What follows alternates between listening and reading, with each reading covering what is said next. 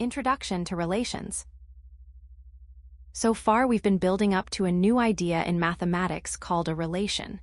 This slide formally introduces the concept. Essentially, a relation describes how elements from one set, think of a collection of things, are connected or associated with elements from another set. It's about establishing a link between items in different groups. Now, this might sound a bit abstract at first, and that's perfectly okay. That's why the next line says, let's break down this concept step by step. We won't jump straight into complicated examples. We'll start with the basics, building our understanding gradually. We'll first revisit what sets are, then explore how we can combine elements from two sets, and then finally define what a relation actually is. So, stick with me, and we'll make sure you have a solid grasp of this important mathematical idea. Sets the foundation. So we've started talking about relations, which are all about how we connect elements from different sets. But before we jump into relations, let's make sure we're all on the same page with a foundational concept: sets. A set is really quite simple. It's just a collection of distinct objects. By distinct, I mean each object within the set is unique, no repetitions allowed. Think of it like a specific group of items you've gathered together. Now, when we work with sets in mathematics, we have a standard way of writing them. We typically use capital letters to represent sets. For example, let me show you. We might have a set called A, and it could contain the numbers 1, 2, and 3. We write that as A equals open curly brace, 1, 2, 3, close curly brace. The curly braces are important. They tell us we're defining a set. Similarly, we could have another set, let's call it B, and this set might contain the letters B and C. So B equals open curly brace, a comma B, comma C, close curly brace. These are just simple examples, but they illustrate the basic idea. We'll be building on this concept of sets in the next few slides when we talk about something called the Cartesian product, which is how we start pairing elements from these sets together. So, it's important to have a good grasp of what a set is before we move on. Cartesian product, pairing elements. So we've talked about sets, just collections of things, and now we need a way to combine elements from two different sets. That's where the Cartesian product comes in. This slide introduces the concept of the Cartesian product.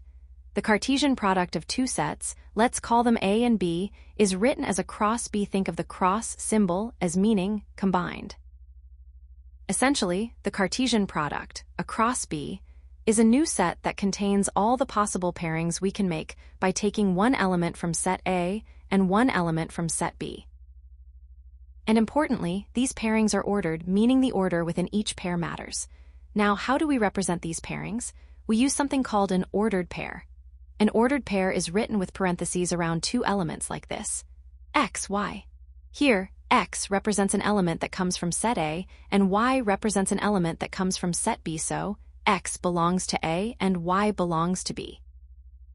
We'll see how this looks in practice on the next slide with an example, but the key thing to remember is that the Cartesian product gives us every possible ordered pair you can create by combining elements from the two sets.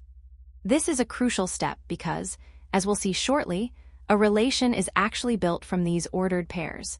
It's a selection from this larger set of all possible pairings. Example of Cartesian product. So now let's solidify our understanding of the Cartesian product with a concrete example. As you recall from the previous slide, the Cartesian product is all about pairing elements from two sets. Here we have our sets A and B. Set A, denoted as A, contains the numbers 1, 2, and 3. And set B, denoted as B, contains the letters of B and C. Now let's find the Cartesian product of A and B, written as a cross B. Remember, this means we need to create all possible ordered pairs, where the first element comes from set A, and the second element comes from set B. So a cross B is equal to the set containing the following ordered pairs: one paired with A written as 1A, one paired with B written as 1B, one paired with C written as 1C. Then we move on to 2. 2 paired with A written as 2A, 2 paired with B written as 2B, 2 paired with C written as 2C. Finally, we have 3. 3 paired with A written as 3A, 3 paired with B written as 3B, and 3 paired with C written as 3C.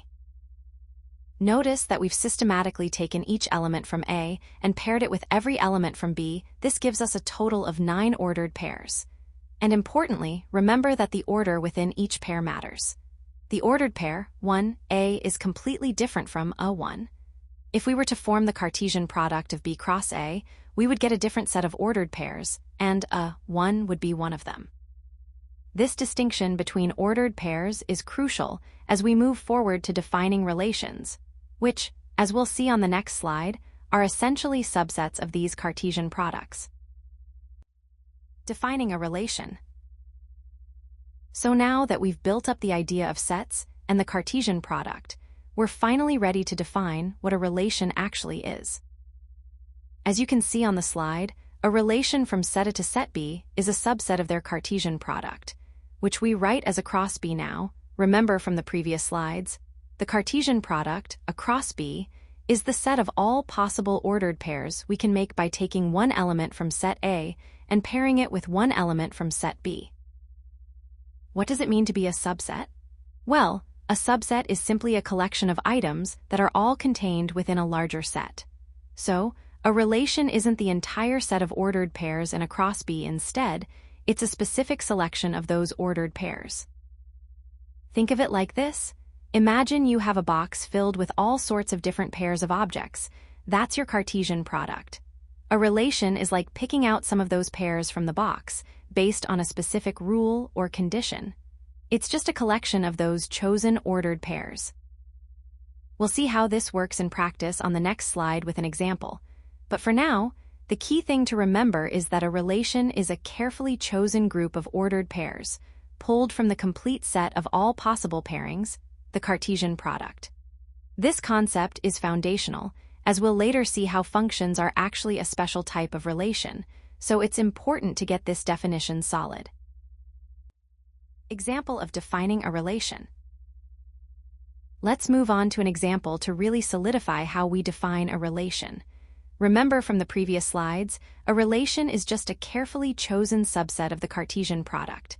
So, let's say we want to define a relation, which we'll call R. From our set A to set B, this relation, R, will represent a specific rule, is less than. But instead of numbers being less than other numbers, we're going to relate the numbers in set A to the letters in set B, based on their positions in the alphabet. Now, how do we translate that into mathematical terms? We're going to select ordered pairs. Remember, an ordered pair is like X, Y. From our Cartesian product across B, we'll only select those ordered pairs where the numerical value of the first element, X, which comes from set A, is less than the alphabetical position of the second element, Y, which comes from set B. Let me clarify the alphabetical positions. A is the first letter, so its position is 1. B is the second letter, so its position is 2, and C is the third letter, so its position is 3. So let's apply this rule. If X is 1, it's less than the position of B, which is 2, and it's also less than the position of C, which is 3. That gives us the ordered pairs 1B and 1C. If X is 2, it's less than the position of C, which is 3, giving us 2C. Finally, if X is 3, it's less than the position of C, which is 3, giving us 3C. Therefore, our relation R is the set containing these ordered pairs, 1B, 1C, 2C, 3C. And importantly, this is a relation from A to B because it is a subset of a cross B. Remember, a subset means every element within R is also an element within a cross B, which we already constructed earlier. This example shows how we can define a relation based on a specific rule and how it connects elements from one set to another. In the next slide, we'll formalize this definition even further, but this example should give you a good intuitive understanding of what a relation is. Formal definition. Let's solidify our understanding with a formal definition. This slide presents the core of what a relation is, mathematically speaking. It states, formally, if A and B are sets, a relation R from A to B is a subset of a cross B, written as R subset of a cross B. Let's break that down. Remember, we've already established what sets A and B are just collections of distinct objects, and we learned how to create the Cartesian product, which we called a cross B. Remember, a cross B represents all possible ordered pairs you can make by taking one element from set A and pairing it with one element from set B. Now, this slide tells us that a relation, which we've been building up to, isn't just any collection of ordered pairs. It's a specific collection. It's a part of that larger set of all possible pairings, the Cartesian product. In mathematical terms, that part of is defined as a subset. Think of it like this. Imagine you have a box of crayons, that's your Cartesian product. A subset would be if you picked out just a few specific crayons from that box. Those selected crayons form your subset. The symbol subset of, which looks like a smaller, contained within symbol, tells us that every element within the relation R is also an element within the Cartesian product. Across B, nothing can be in the relation that wasn't already in the possible pairings we created with a cross B. So the notation R subset of a cross B is just a concise way of saying that the relation R is formed by choosing some, possibly all, of the ordered pairs from the Cartesian product of A and B. This is important because it gives us a precise, unambiguous way to define and work with relations. In the next slide, we'll recap these key takeaways so you can really cement this understanding. Key takeaways. Let's recap what we've learned so far about relations with these key takeaways. First, remember that a relation essentially connects elements. It shows how an element from one set, let's call it set A, can be associated with an element from another set, set B. Think of it as a link or a correspondence between these elements. Next, we have the Cartesian product. We discussed how to create this earlier. The Cartesian product of sets A and B, which we write as a cross B, is simply the set containing all the possible pairings you can make between elements of A and B. Every element in A is paired with every element in B, creating a complete set of ordered pairs. Finally, and this is crucial, a relation isn't the entire Cartesian product. It's a subset of it.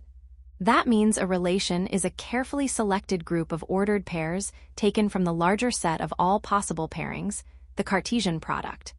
We choose specific pairings that satisfy a particular rule or condition, and those pairings form the relation. So, to put it all together, we start with sets, create all possible pairings using the Cartesian product, and then pick out the pairings that meet our criteria to define the relation. In the next slide, we'll look at some common mistakes students make when working with relations, so make sure you've got these core ideas down before we move on.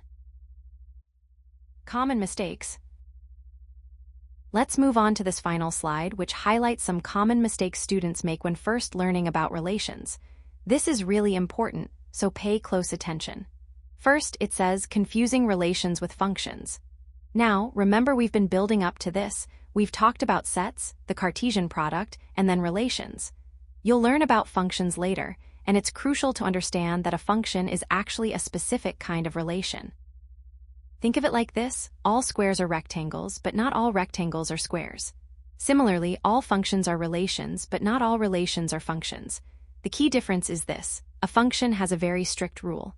For every element in set A, let's call it X, there must be exactly one corresponding element in set B, let's call it Y. So each X can only have one Y paired with it. A relation, however, is much more flexible.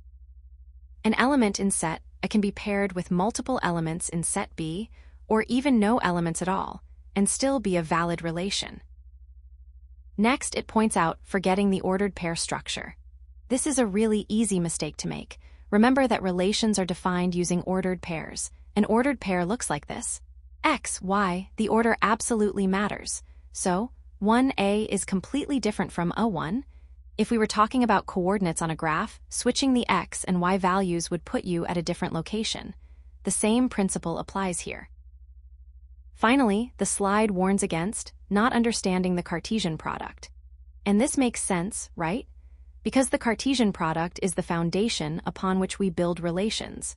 If you don't have a solid grasp of how to create the set of all possible pairings between elements of two sets, that is, the Cartesian product, you're going to struggle to define a relation, which is just a subset of that Cartesian product. So, if you're feeling unsure about the Cartesian product, definitely go back and review that section before moving forward. Alright, that wraps up our introduction to relations. Hopefully, you now have a good understanding of what relations are, how they relate to sets and the Cartesian product, and what common pitfalls to avoid.